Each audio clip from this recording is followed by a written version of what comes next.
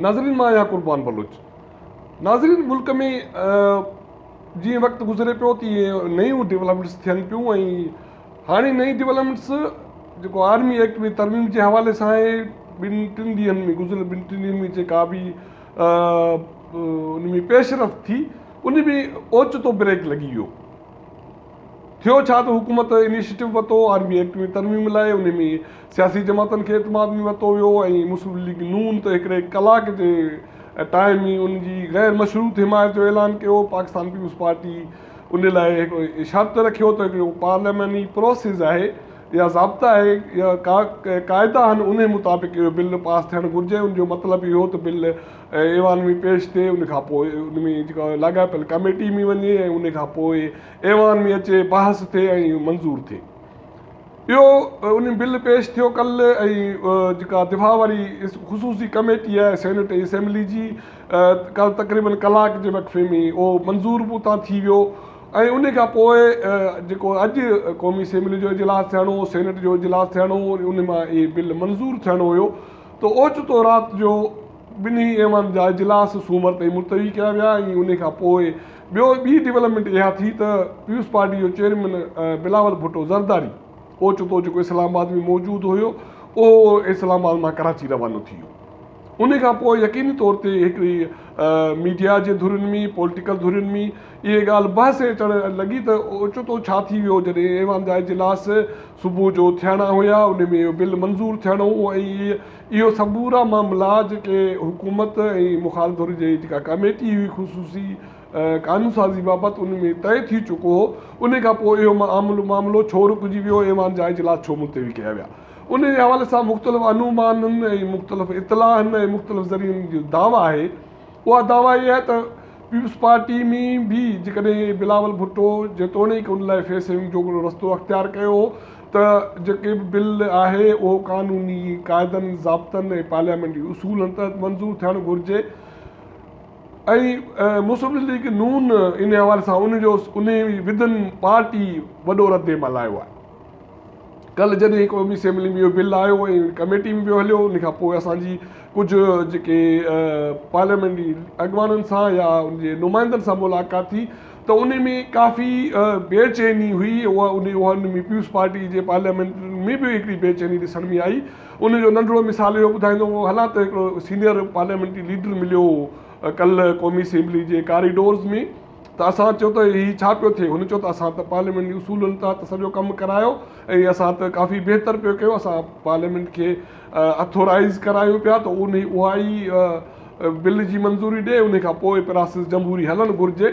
पर इहो चवण खां पोइ हुन हिकिड़ी तस्वीर मोबाइल खोली, उन में हिकिड़ी तस्वीर ॾेखारी ऐं उहा तस्वीर गुज़िरियल ॿिनि ॾींहंनि खां सोशल मीडिया ते तेज़ी सां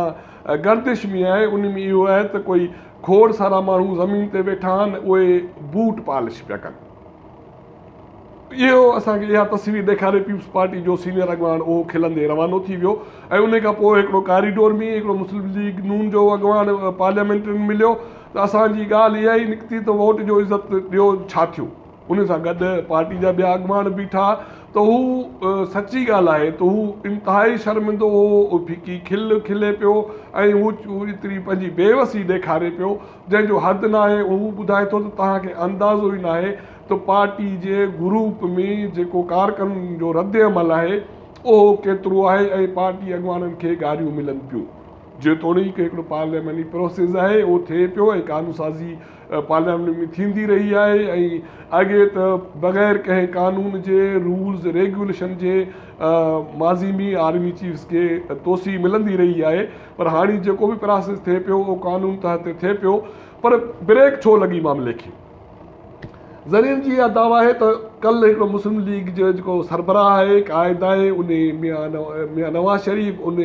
ख़्वाजा आसिफ़ खे हिकिड़ो ख़तु लिखियो जेतोणीकि पार्टी बाज़ाब्ता तौर ख़तु तस्लीम करण लाइ तयारु कोन्हे। पर पार्टी जा कुझु नुमाइंदा पार्लियामेंट में इहो चवनि था त उन ख़त में माना हिकिड़ी पार्टी अॻवाननि खे, पाकिस्तान में मौजूदु पार्टी अॻवाननि खे हिकिड़ी दॿ पटी वई त हीअ कहिड़ी जल्दी कहिड़ी आहे जो हिकिड़े 24 कलाकनि में 48 कलाकनि में ऐं पार्लियामेंट खे बुलडोज़ करे सॼो कानून साज़ी समूरी कराई पई वञे। अहिड़ी तकड़ कहिड़ी आहे, अहिड़ो पाण खे वाइको करण जी ज़रूरत कहिड़ी आहे? थियण त ईअं घुरिजे त हिकिड़ो प्रोसेस जेको आहे उन पार्लियामेंट जो उहो मुकमल थिए, बिल पेश थिए, उन ते बहस थिए, कमेटी में वञे, उन खां मोटे शिक बाए शिक इहो मंज़ूरु थियणु घुरिजे, उन खां पोइ उन ते कार्रवाई थियणु घुरिजे, मंज़ूरी जो अमल। ऐं उहो जेको मुबैना ख़त आहे जेको पार्टी बाज़ाब्तो तौर ते तस्लीम न पई करे, उन में हिन बिल जी मंज़ूरी जी जेका तारीख़ आहे उनजो तयन 15 जनवरी कई वई आहे। ॿिया इतला आहिनि त हिन बिल जे हवाले सां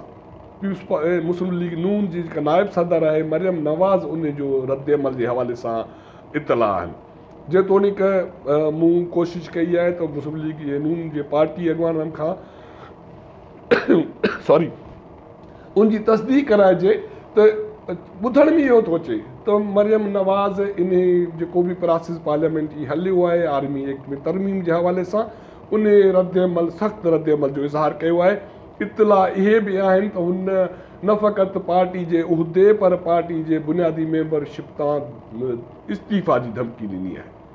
उन खां पोइ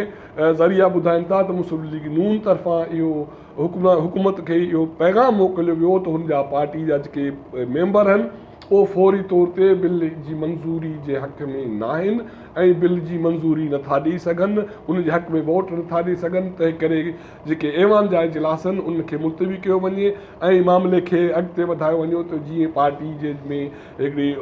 जेको स्मूथनेस आंदी वञे या मामला थधा कया वञनि। त इहो ई सबबु आहे त क़ौमी असेंबली जो जेको अॼु इजलास हुयो छंछर ते सुबुह जो थियणो हुयो ऐं मोकल वारे ॾींहुं ऐं गैर मामूली ॾींहंनि में क़ौमी असेंबली जो इजलास आहे उहो छंछर ते घुरायो वेंदो आहे। ऐं अॼु बि यकीनी तौर ते आर्मी एक्ट में तरमीम जे हवाले सां गैर मामूली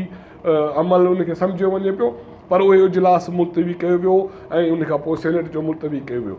त इहे समूरा मामला आहिनि जंहिंजे करे ही मामिलो डिले थिए पियो ऐं उन खां पोइ जेके हिते मीडिया जा इदारा आहिनि, नुमाइंदा आहिनि, सियासी धुरुनि, उन्हनि में हिकिड़ी इहा जेका सोच ज़रूरु मौजूदु आहे, हिकिड़ो अनोमान आहे ऐं अज़प्शन आहे त शायदि ही मामला जेके सियासी जमातनि ख़ासि करे मुस्लिम लीग नून ऐं पीपुल्स पार्टी जंहिं नमूने सां हुकूमत उनखे तकिड़े उकलाइण पई चाहे, पर के कुवतूं आहिनि जेके चाहिनि थियूं त इहो मामिलो एतिरो जल्दी सां न उकलाइजे जो सियासी जमातनि जी बिल्कुलु उहे वाइकियूं थी वञनि ऐं उन्हनि जी पत लही वञे। तंहिं करे उन्हनि खे हिकिड़ी फेसिंग ॾियणी आहे। ऐं ॿी इतला आहे जेके ज़रियनि जी दावा आहे, हाणे उन में उनजी तस्दीक जेतोणीक अञा ताईं बाज़ाब्ता तौर ते त न थी सघी आहे, पर चवनि था त पीपुल्स पार्टी में बि जेके सख़्तगीर मौक़िफ़ रखंदड़ आहिनि उन्हनि जो बि इहो उन्हनि जी बि मज़ाहमत पार्टी में मौजूदु आहे, जंहिंमें मियां रज़ा रब्बानी आहे, कुझु ॿिया माण्हू आहिनि, उन्हनि जो बि इहो आहे त हिन सॼो कानूनी ऐं अमल में तकड़ न करणु घुरिजे। ऐं हिकिड़ी राय पीपुल्स पार्टी जे हवाले सां इहा ॾिनी पई ॿुधाई पई वञे त पीपुल्स पार्टी चाहे थी, ख़ासि करे पीपुल्स पार्टी जो चेयरमैन आहे उन जो मौक़िफ़ आहे त हीअ सादी अक्सरियत सां सिर्फ़ु आर्मी एक्ट में तरमीम मंज़ूर न थिए, पर हिकिड़ी आइनी तरमीम हुजे ऐं उन में समूरियूं सियासी जमातूं ऑन बोर्ड हुजनि। छो त सियासी आइनी तरमीम लाइ तव्हांखे 2/3 जी अक्सरियत क़ौमी असेंबली मां खपे, 2/3 जी अक्सरियत तव्हांखे सेनेट मां खपे। इन जो मतिलबु आहे त JU आहे, जमायत इस्लामी ऐं जेके ॿियूं धुरियूं आहिनि, ख़ासि करे JU आहे जेका हिन बिल जी मुखालफ़त करे चुकी आहे ऐं उन ऐलान कयो आहे त उहो हिन बिल जी हिमायत या इन जी मुखालफ़त में ऐवान मां गैर हाज़िर थींदी या एब्सेंट कंदी। त पीपुल्स पार्टी जी इहा राय त हिकिड़ी आइनी तरमीम थियणु घुरिजे जंहिंमें टेन्यूअर, उन में तोसी जे मामला, इहे जेका बि हुकूमत अचे, इंतिज़ामिया अचे या एग्ज़ीक्यूटिव अथॉरिटी अचे, उन में इहे फिक्स हुजनि। ऐं छो त एक्ट में तरमीम सुभाणे का बि जमात अचे सादी अक्सरियत सां उनसे तब्दील करे सघे थी, पर आइनी तरमीम लाइ वरी बि तव्हांखे 2/3 जी अक्सरियत हुजे। इहे समूरा मामला इस्लामाबाद जे कॉरिडोर्स में गर्दिश में आहिनि ऐं चयो वञे थो त इहे समूरनि जे मामलनि जे करे फ़िलहालु जेको बिल जी जेको मंज़ूरी जो अमल आहे शायदि इहो हाणे माना ड्रेग वठे, एॾो फौरी तौरु मंज़ूरु न थिए। हाणे सूमर ते क़ौमी असेंबली जो शाम जो इजलास तलब थियल आहे ऐं सेनेट जो इजलास बि आहे। हाणे ॾिसणो इहो आहे त उन ॾींहुं सूमर ते इहो मामिलो किथे थो हल थिए, छो त जेकॾहिं बहस थिए थो ऐं JUIF सेंड करे थी ऐं ॿी बि का मुखालिफ़ जेके आवाज़ जेकॾहिं उथे थो त शायदि इन मामले खे अञा वधीक स्मूथ करण लाइ ऐं अहिड़ो तासुर ज़ाइल करण लाइ त हिन बिल जी का मुखालफ़त का सियासी धुर करे पई, इन खे वधीक ड्रेग बि वठाए सघिजे थो। हाणे इहा वधीक जेका अपडेट आहे सूरत हाल उन जी सूमत ते ख़बर पवंदी। असांजो चैनल ॾिसंदा रहो, इन खे लाइक कयो, सब्सक्राइब कयो।